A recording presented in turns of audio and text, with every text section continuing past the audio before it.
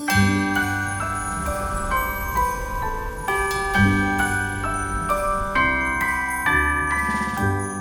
folks, we are once again nearing the end of the year, and that means it is time to finish things off with a roundup of my favourite phones released this year. We're going to be breaking up the winners into 6 different categories, which are the best design, the best value, the best camera system, the best flagship phone, a new category this year, the best foldable, and finally, the big one, the outright best phone of the year.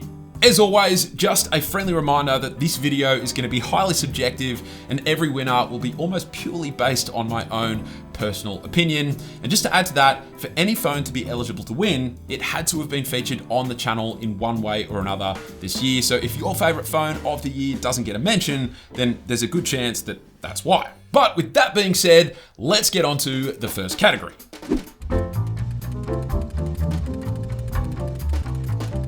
All right, kicking things off with the best design of the year. And I've got to say, this year was a much tougher choice than previous years have been. I mean, things have gotten so iterative now with almost every new phone being released getting just a few minor changes over its predecessor. And so with that in mind, I decided to pick the winner of this category based on, for me personally, which phone not only looked the best, but which one also felt the best in the hand. Now, I do want to give a big honorable mention to the Pixel 8 Pro, which is now so close to being the perfect design for me with that beautiful matte finish on the back, which is genuinely my favorite back of a phone right now. It also made the switch to a flat display, which I love. And that camera unit is so great for stopping those unwanted side-to-side wobbles when the phone is lying flat on a table. However, the glossy side rails and camera unit, alongside the fact that the bottom chin is ever so slightly bigger than the other bezels, means it's not quite the winner this time around. And so for me, the phone that takes the crown for the best design of the year is the iPhone 15 Pro.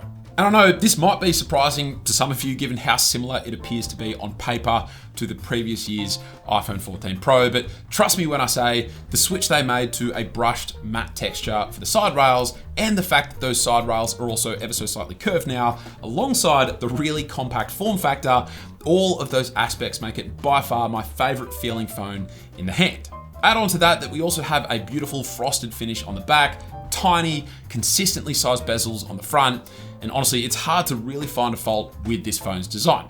I would love to see some more flair added to the camera unit, particularly if they could address that wobble issue when it's lying flat on a table, that would be great. But aside from that, the iPhone 15 Pro comfortably takes this category for me. Following that, we have the best value phone of the year. And this category is always a tough one, given that there are so many factors that can contribute to a phone being good value. But 2 things to make abundantly clear is that 1, I'll be using the launch prices of phones, not current prices of phones, as that's the fairest metric. And secondly, a phone doesn't necessarily have to be cheap to be a winner in this category. It just has to offer fantastic bang for buck. Now, to start, an honorable mention has to go to the regular Galaxy S23, which is definitely one of my favorite phones of the year and offers just about every single feature that you'd want in a phone for what I think is a very reasonable price. But with that being said, it is just so similar to the previous year's Galaxy S22 that it is hard to justify spending the money on the S23 when in reality, all you're getting is an improved chipset. Now, there is more to that story, and in a lot of ways, I almost think that improved chipset is worth the money, but still, in this category, it's hard to justify. I was also very close to giving this award to the Pixel 7a, which pretty much made last year's regular Pixel 7 redundant with how similar it was, whilst being $100 cheaper. But despite how impressive it was for the money, I still think that there's another phone that offers slightly better value for money. And so the winner of the best value phone for 2023 is actually the regular Pixel 8. So yes, this phone did launch at $200 more than the Pixel 7a. However, for that price increase, we got a faster and much brighter display. We got a much more modern design with way slimmer bezels on the front and the better updated form factor. We also get an IP68 rating versus IP67. It has a larger battery, a better, more secure face unlock system, a wider and better ultra-wide camera with autofocus and therefore macro functionality, and just bigger camera sensors all around. And that's not to mention that this phone is way more future-proofed with Google promising 7 years of OS updates. And man, for me, despite this phone being more expensive, all of those changes make the price increase well worth it in my opinion. And as I said, this phone I reckon is the best value phone that you can get in 2023. All right, after that is the award for the best camera system on a phone. And I was very nearly going to award this category to the iPhone 15 Pro, which much like past iPhones is one of the most reliable and versatile camera systems that you can get on a phone.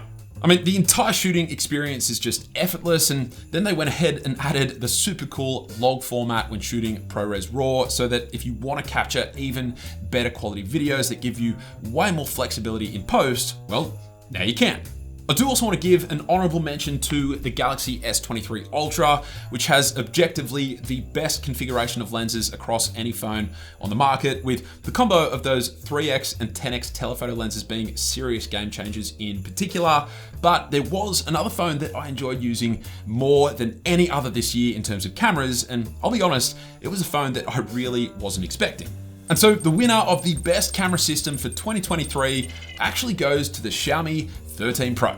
For me, not only does this phone have the best main camera sensor out of all of the phones that I reviewed this year, with that 1-inch sensor producing literally mind-boggling results in some scenarios, not to mention the incredible 3x telephoto lens and that really high-quality ultra-wide lens to go with, but then on top of that fantastic hardware, it's the software experience of using the cameras on this phone that make it so great.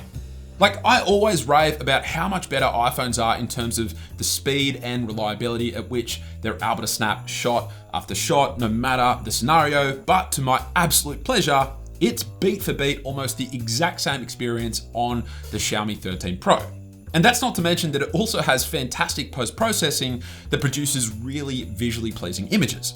And look, I'm not going to be so bold as to say it's an out and out better shooting experience compared to the iPhone 15 Pro, but it's pretty much the same, at least in terms of reliability, but with a far superior main lens, therefore making it a very worthy winner of this category. From there, we have the award for the best flagship phone of the year. And to be applicable in this category, you have to be the highest end version in your particular phone lineup. And this is the category where if price was no object, then this would be the phone to get. Now, real quick, 2 honorable mentions have to go to both the iPhone 15 Pro and the Pixel 8 Pro, both of which are phones that are downright amazing with features packed in across the board. But with that being said, the ultimate winner of this category this year is perhaps unsurprisingly the Galaxy S23 Ultra. And it's hard to even really compete at this point given all that this phone offers. It's got an incredibly premium design with an S Pen built in. It's got that fantastic industry-leading battery life, which is the one area that I complained about with the previous year's S22 Ultra. It's also got that same very versatile and amazing to shoot with camera configuration, a big, smooth and bright display. It has arguably the best haptics on any phone, a fast and super reliable ultrasonic fingerprint sensor, really great speakers, and an amazingly fast and efficient chipset. So I think it's hard to argue that this is hands down the most feature-packed phone that you could buy this year without being ridiculously gimmicky. All right, time for a new category now, which is the best foldable device of 2023. And I wasn't gonna do this one as I only personally used 3 folding devices this year, but the winner of this category was so impressive to me that I felt like it deserved at least some recognition. Now, firstly, an honorable mention does have to go to the Galaxy Z Flip 5, which I reviewed a couple of months ago and which I really liked, but unfortunately, it's still not quite to a level where I can see it replacing regular flagship phones just yet. And so the winner of the best foldable of 2023 is the Oppo Find N3, and by extension, the OnePlus Open, which except for the branding and some elements of the software experience, are largely the same device. But man, I've never really considered a tablet-style foldable device to be a replacement to an everyday bar-style phone, just due to size and form factor and often big hits to camera quality, but the Find N3 addresses both of those areas beautifully. It has a really neat form factor that genuinely feels very similar to a standard bar phone when it's closed, but then that really impressive hinge and just the overall design with these flat edges and the frosted finish on the back, man, this phone is seriously incredible in terms of design. And then add on to that the camera system is not just a great camera system in terms of foldables, but that it's a great camera system on any smartphone device. And for me, huge hats have to go to Oppo and OnePlus for the work that they've put into the Find N3 and OnePlus Open, because I feel like they're truly making Samsung sweat now, given how good they are.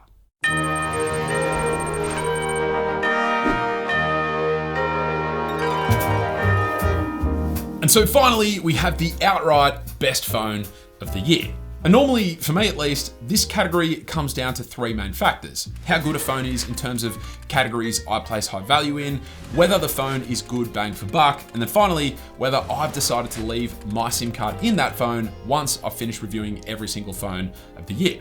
Except this year, that last factor won't be a deciding factor for me. You see, I'm a pretty hardcore Pixel phone enthusiast, and whilst I have personally decided to leave my SIM card in the Pixel 8 Pro going forward, which is probably no surprise to a lot of you, for the first time in a long time, that's not because I think it's the best phone of the year. Now, it does tick a lot of boxes for me, like producing amazing results from the cameras. I love its design, its fast and bright display is amazing, and possibly more than anything, the software experience just really speaks to me as a user. That being said, there are some downsides that prevent it from being the outright winner. For one, the Tensor G3 chip. If we're being honest, it's really like a mid-range chip at this point and holds absolutely nothing over the likes of the Snapdragon 8 Gen 2 or the A17 Pro. Secondly, the camera shooting experience is not all that reliable, with the camera often preventing users from being able to capture photos if it's doing too much processing in the background. And then finally, just some aspects like a subpar fingerprint sensor and a lack of a customizable home screen without having to unlock root access. All of these aspects, as much as it saddens me, prevent the 8 Pro from claiming the crown. It does get an honorable mention though, given I am still using it as my main everyday device. And I do also want to give a huge honorable mention to the Galaxy S23 Ultra, which offers pretty much every feature that you'd ever want in a phone. But the actual winner of the best phone of 2023 is its little brother, the regular Galaxy S23. And you might be wondering how a phone that didn't win any of the previous categories could win the best phone of the year title. But in all honesty, this phone is very close in pretty much every single one of those categories, except of course the foldable category, but it has an amazingly clean design, a fantastic camera system, pretty much every software feature that you'd want in a phone, but then on top of that, it does all of that in a super compact form factor, whilst maintaining excellent battery life, and all for a much cheaper price than any of those top-end flagships. And yes, it launched at $100 more than the regular Pixel 8, but for that extra $100, you get even bezels, you get a 3x telephoto lens, you get a better fingerprint sensor, you get way better battery life despite it having the smaller battery capacity, and then more than all of that, you get a proper flagship chipset in the Snapdragon 8 Gen 2 compared to, as mentioned, what I consider to be a mid-range chip in the Tensor G3. And whilst it doesn't offer as many features as its bigger brother, the S23 Ultra, it was also $400 cheaper at launch, making it way more accessible. If it wasn't for how much I loved the Pixel software experience, I would genuinely go back to using the Galaxy S23 as my main everyday device. And so without question, this phone is a very worthy winner for the best phone of the year.